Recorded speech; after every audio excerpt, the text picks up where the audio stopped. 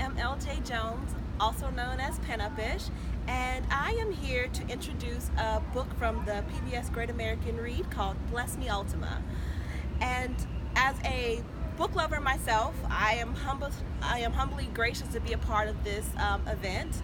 And I know that Richmond Public Library has 9 locations that are participating all over the city, and there's other great locations such as Busboys and Poets in Shirlington, Virginia, who's also participating in the Great American Read.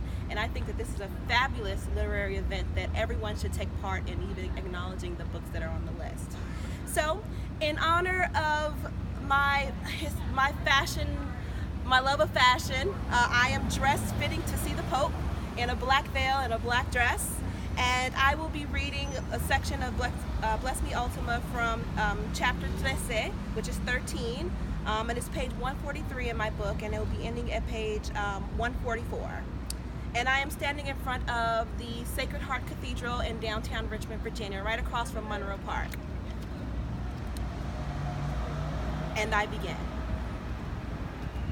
We awakened late and hurried to pack for our trip to El Puerto.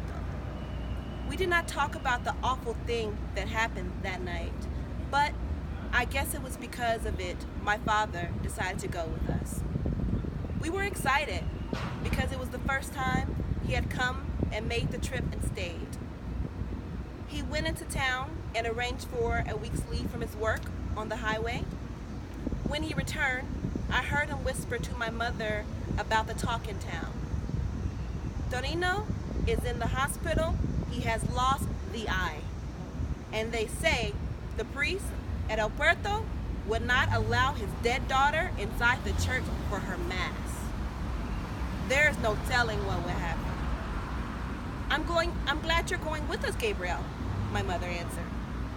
He went outside. Someone, I guess my mother, had cleaned away the burnt torches and swept the patio clean. There was no trace of what had happened. The sun shone white and clean, and there was a chill in the air. I ran to Jason's to ask him to feed the animals for me while we were gone. When I returned, my Uncle Pedro was already here, helping to load our luggage. Antonio, he greeted me with abrazo. I returned the greeting and went off to find Ultima.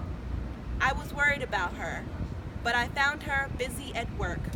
Cleaning up the morning dishes, everyone was busy doing something, and that helped us to forget the terror of the night before.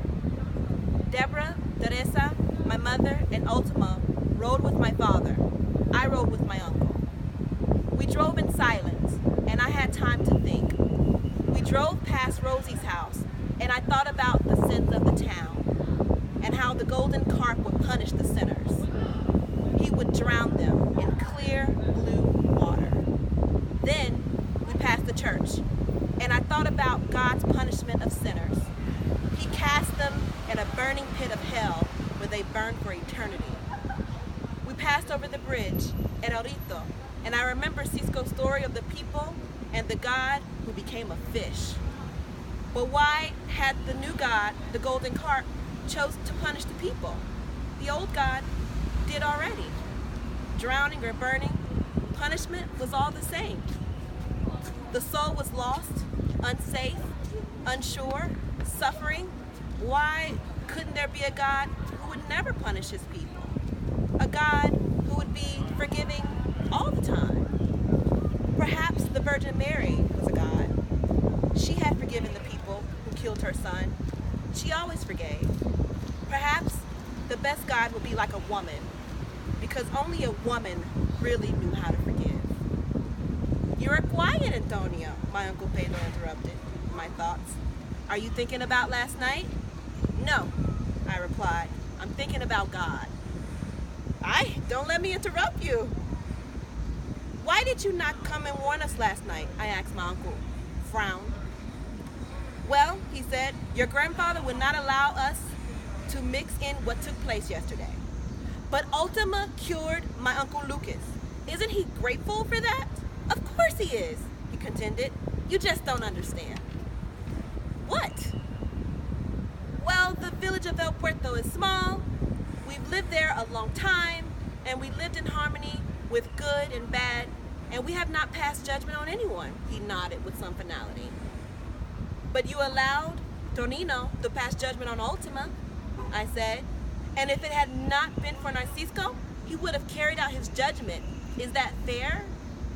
My uncle started to answer, but he held back. I saw his knuckles grip the steering wheel so hard that his knuckles turned white. For a long time, he fidgeted. Then he said, "It does not decrease my shame to say I was a coward last night. We all were. We took our father's wish as an excuse. Believe me, my faith is bound with that woman for saving Lucas. The next time, and God grant there isn't a next time, I will not shirk my duty to her." Then he turned and looked at me and reached out and touched my head. "I am glad you stood by your friend," he smiled. "That is what friends are for." Yes, I stood by Ultima, and so had my father and Narcisco and the owl. We would all have slashed out like the owl to protect Ultima. It was not easy to forgive men like Tonino. Perhaps that's why God could not forgive. He was too much like man.